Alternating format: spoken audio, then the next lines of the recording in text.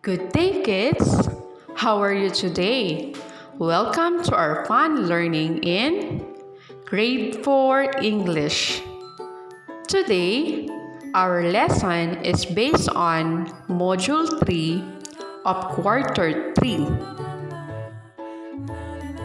At the end of this lesson, you are expected to identify signal words and give series of directions using signal words from picture clues. Review time!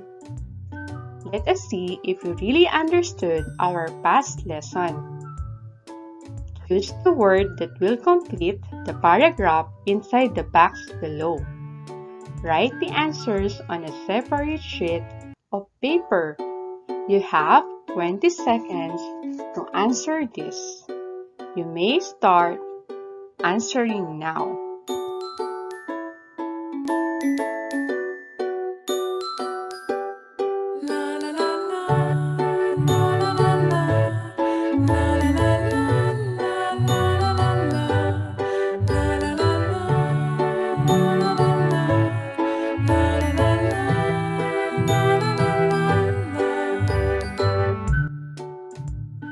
Kids, let us check now your answers.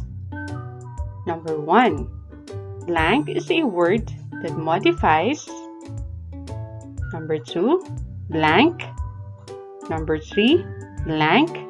And another adverb. What do you think is the correct answer for number 1? Correct. It is adverb. How about for number 2? Right. It is verb. And for number 3? Exactly. It is adjective. So, if we're going to read again a sentence, it should be adverb is a word that modifies verb, adjective, and another adverb. Let's continue. It describes the manner, place, or time of an action. The positions of adverbs are number 4, blank. What do you think is the correct answer? Correct, not fixed. You have seen adverbs can appear in different positions in writing sentence. However, there are some rules that help us decide where an adverb should be positioned. Good job! You can now proceed to our next lesson. Story time! Kids, do you want to hear a story? I know you're all excited. Before we start, I want you to be familiarized with the words that we will encounter during the storytelling. First, patient. Say it again. Patient.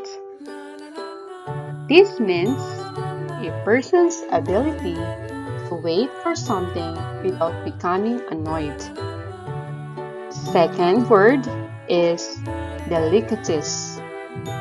Say it again. Delicacies. These are foods that are considered highly desirable.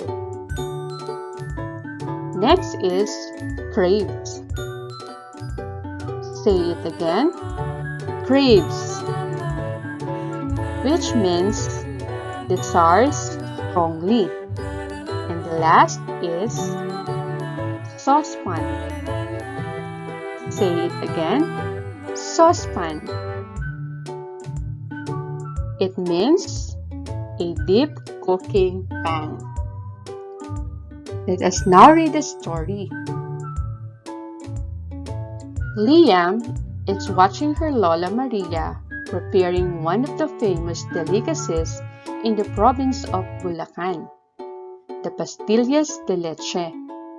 Her sweet tooth craves for the creamy, smooth, soft, and mouth-watering custard candy. Liam, Lola Maria, can you teach me how to prepare pastillas de leche? Lola Maria, of course, my child, but you need to be patient because this candy requires time and effort. You basically need to cook the milk to make it thick and smooth. First, mix the fresh milk and sugar in a saucepan and boil in medium heat until thick.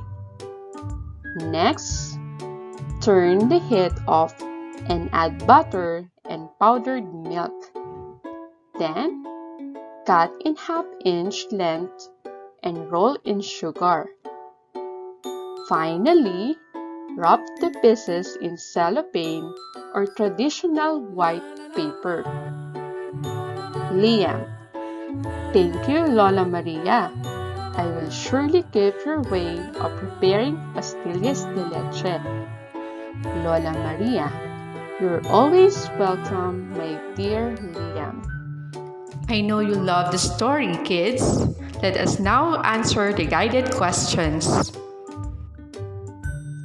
Read the following questions and write your answers on a separate sheet of paper.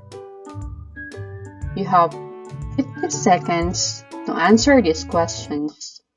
You may start answering now.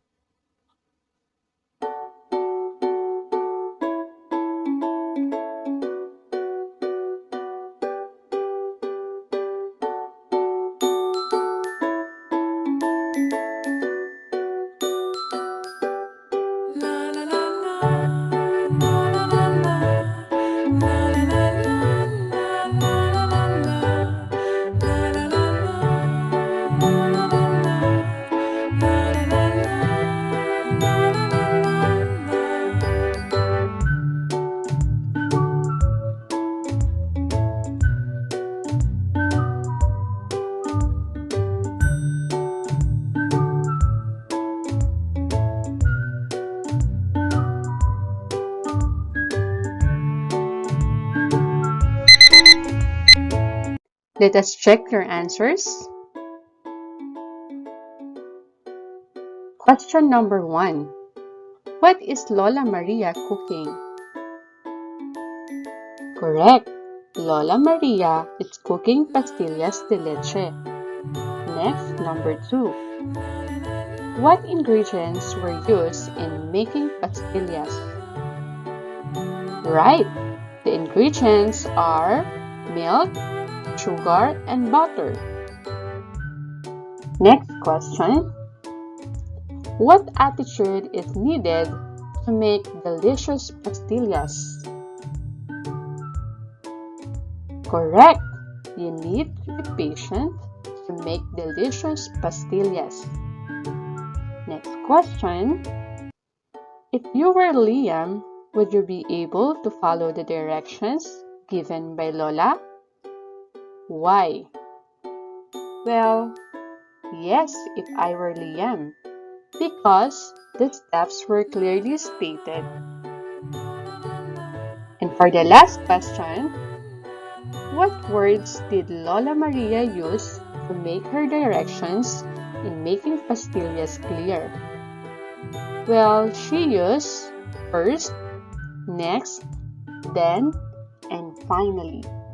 Sometimes we want to do things, we usually get confused and don't know how to start. What do we do? Just like a detective, we have to use clues. We read and look for clues that will give us hints on how to start and accomplish things. Like a mystery, you have to use the clues to find the answer. These clues are called signal words. Can you repeat? Signal words. These give us clues on how to do things in various ways.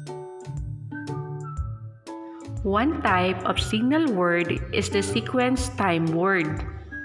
It describes events in order, serves as guide, or explains the steps one must follow to do something or make something.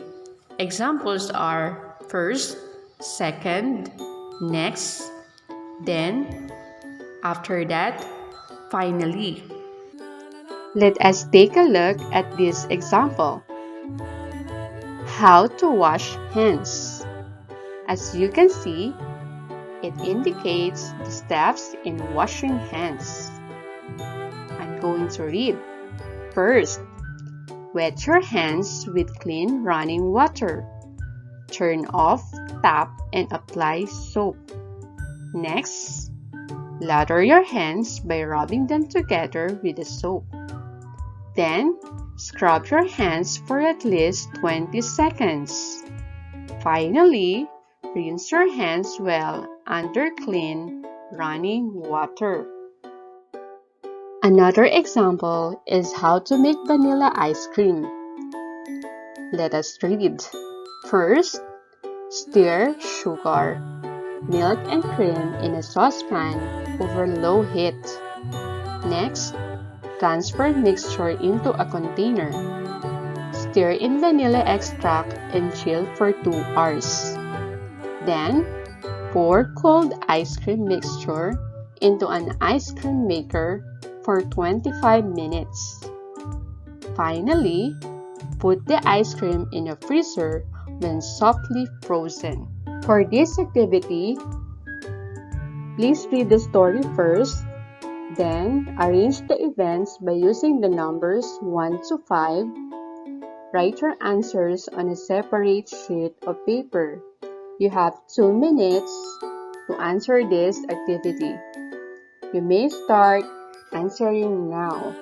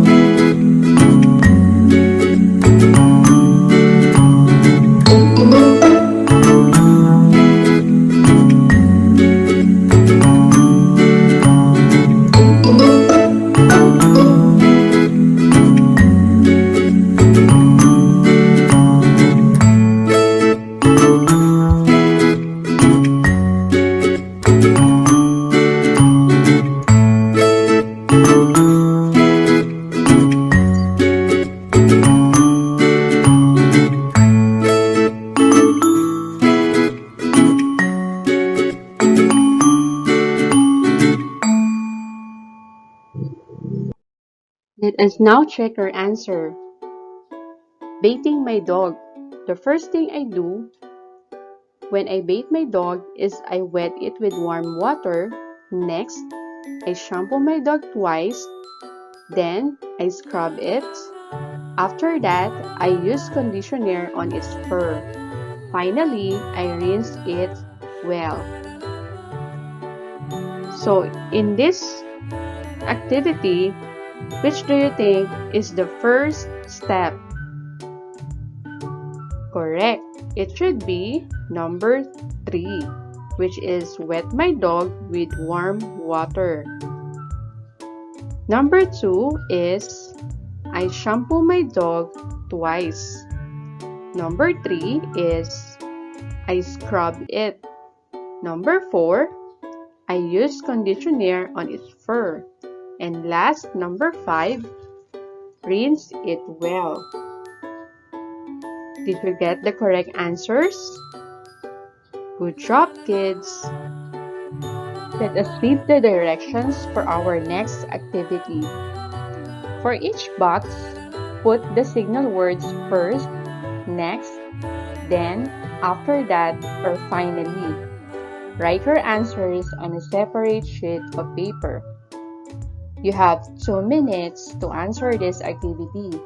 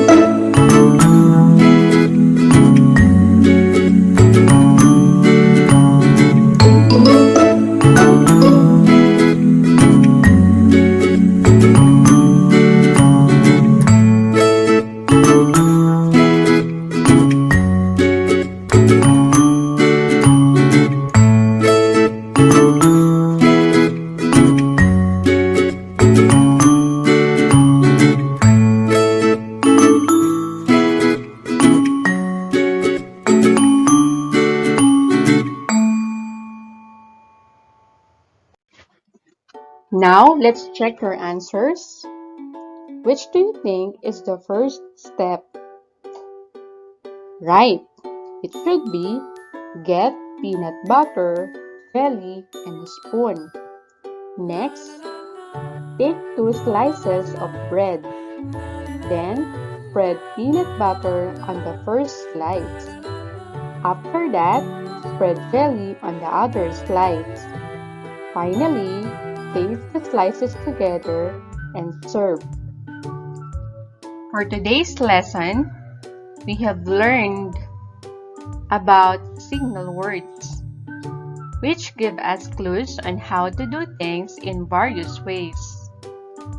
Under this is the so-called sequence time words, which describes events in order, serve as guide or explains the steps one must follow to do something or make something. Examples are first, second, next, then, after that, finally. Good job, kids! Job well done! Please prepare a pen and paper for our last activity. Direction: write only the letter of the correct answer on your answer sheet. You have 5 minutes to accomplish this activity. You may start answering now.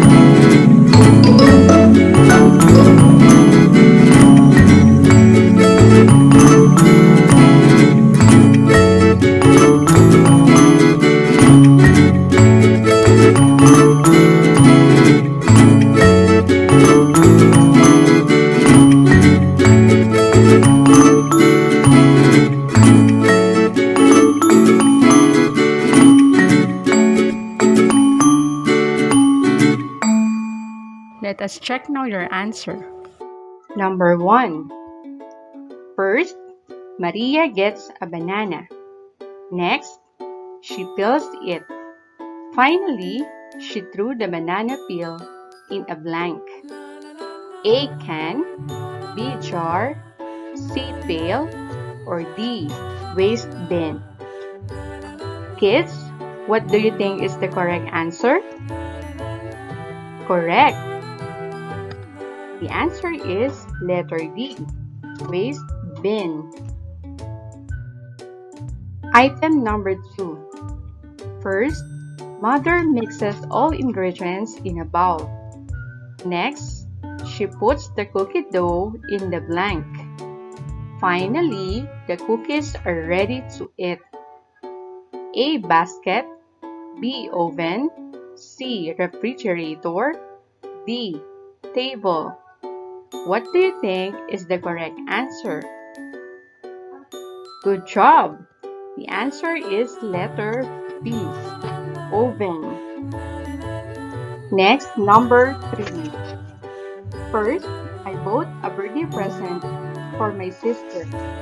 Next, I wrap the present and tie it with a blank. Finally, I attach a greeting card on it. A cloth, B lace, C ribbon, D rope. What do you think is the correct answer? Right. The answer is letter C, ribbon. Item number 4. First, wet and apply a small amount of shampoo in your hair. Next, rinse your hair thoroughly. Finally, blank your hair with a towel. A comb, B cover, C dry, or D roll. What do you think is the correct answer?